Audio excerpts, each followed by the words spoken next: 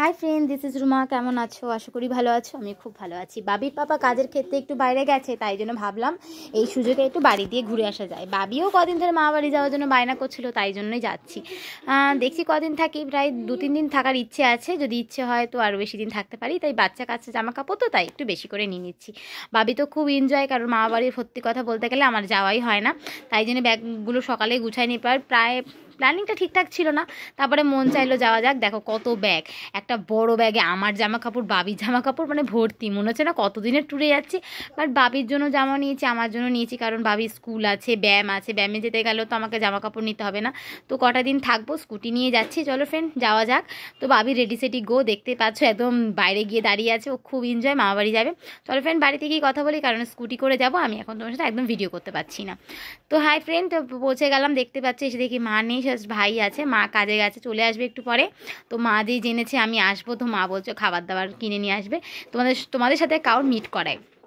প্রচণ্ড প্রিয় একটা মানুষ, যারা এদের মতন মানুষ হয় না, যারা বিনা স্বার্থে ভালোবাসে আর বিনা স্বার্থে ছাড়াই সত্যি ভালোবাসে। কোনো স্বার্থ লাগে না এদের ভালোবাসতে বা ওদের কাছ থেকে ভালোবাসা পেতে। জাস্ট তুমি একটা বিস্কিট দেবে, ওরা যেন তোমাদেরকে প্রাণ মন ভরে ভালোবাসবে। আর যখনই আমি যাই, ওরা তো মানে গায়ে পারলে উঠে উঠে আসে। আর বাবি এসে দৌড়ে মোটা দিদুনের সাথে দেখা করতে গেছে, কেন কাকিকেও মোটা দিদুন ডাকে। এরকম চুন্নু মুন্নু সব পিছন পিছন দৌড়চ্ছে।